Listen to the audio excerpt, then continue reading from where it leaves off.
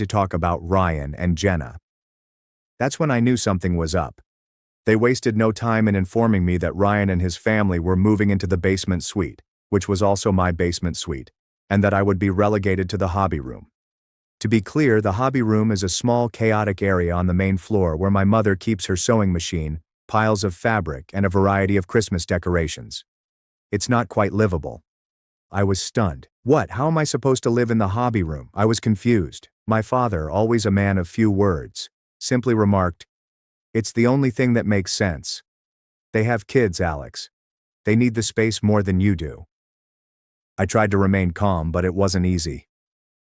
"I pay rent here," I explained. "That's my apartment."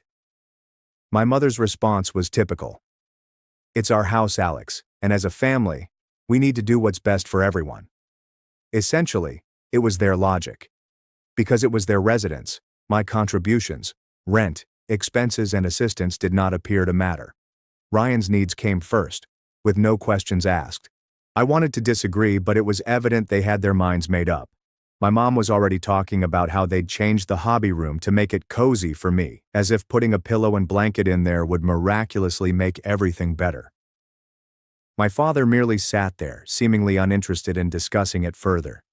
The worst aspect was that they did not even ask for my opinion. They made a decision, and I was expected to follow suit. It didn't take long for things to spin out of control once they decided not to move Ryan and his family into the basement. I tried to keep my head down and deal with it, but it seemed like everything was a reminder that I wasn't even a priority in my own family.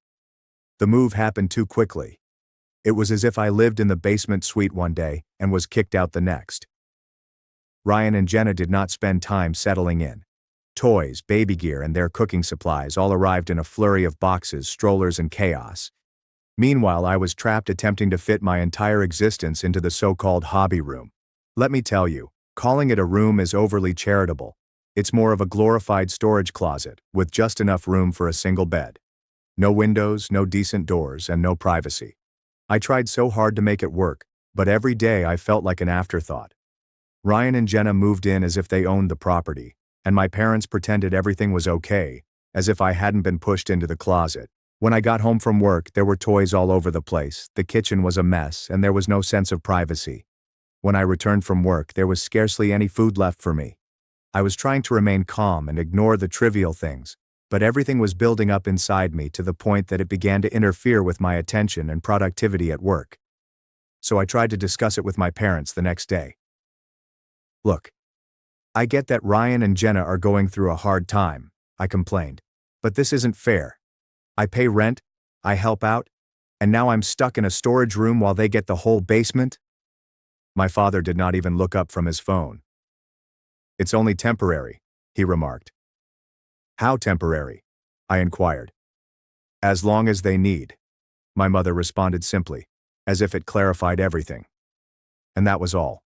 There was no negotiation, no admission of how unfair this was. Just a hazy promise that things might change eventually. To make matters worse, Ryan did not appear to appreciate what he was given. I couldn't help but feel bitter when I heard him and Jenna bickering late at night about money, their kids, or whatever. I was giving up my space so they could have a roof over their heads, yet they couldn't even stay together. One night, I overheard them arguing about Ryan splurging on jewelry for Jenna, stating he wanted to cheer her up, despite the fact that they hadn't refilled the kids' formula. It made me wonder why I was assisting at all. I came home one day to discover my nephew, Ethan, playing in my room.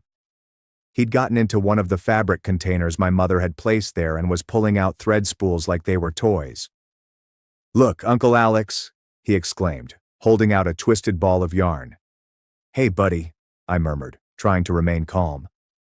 "This isn't a playroom, okay? Can you go back downstairs?" Of course, my mother overheard.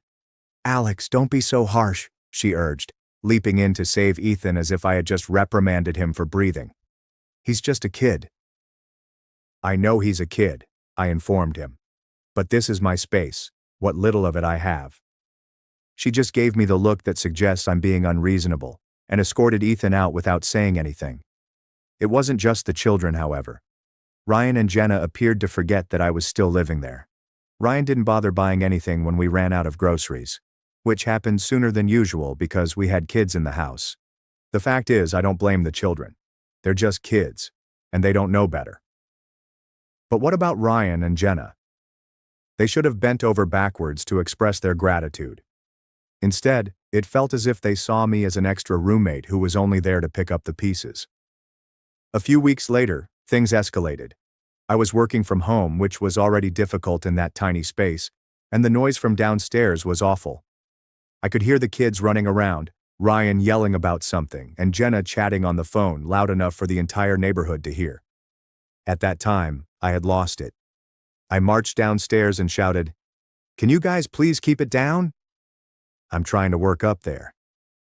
Ryan gave me an astonished look, as if I had asked an inappropriate question. "It's not like we're doing it on purpose," he told me. "What do you expect with 2 kids?" "I expect a little consideration," I said. "I gave up my apartment for you. The least you could do is not make it impossible for me to do my job." That's when my mother stepped in to play referee. "Alex, don't start a fight," she said.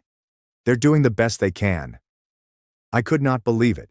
I was the one who had been displaced, the one who had gone above and beyond to accommodate everyone else, and yet I was the source of trouble. That night, I realized I couldn't do this anymore. My folks were obviously not going to stick up for me. Ryan and Jenna were not about to change, and as long as I stayed, I'd only be pushed deeper into the background. The next day, I started looking for a place to stay. I couldn't afford to move out altogether due to the high cost of rent, but I did find a cheap resort that provided short-term stays. It wasn't fancy, but it had everything I needed. Most significantly, peace and quiet. I booked it for a week to clear my mind and plan my next actions. That evening, I packed my belongings and sat down with my folks in the living room to explain my plans. My mother's face screwed up in displeasure as soon as I considered leaving. "Leaving? What do you mean, leaving?" she asked, folding her arms. "I'm going to stay somewhere else for a while," I said, attempting to maintain a cool tone. "I need some space to think and figure things out." My father scoffed. "What's there to figure out? Your brother's family needs the basement and we need you to pitch in for the house. You can't just walk away from your responsibilities." "My responsibilities," I countered. "The only responsibility I had was paying for my own space, and you gave that away without even asking me. Now you want me to stick around and pay for a house I'm barely allowed to exist in? Are you serious?" Mom gave an exasperated sigh. "It's not about that. It's about family. We all have to make sacrifices sometimes." "Sacrifices?"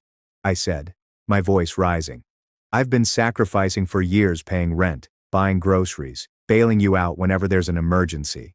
And what do I get in return? A closet and a pat on the back for being such a good sport?"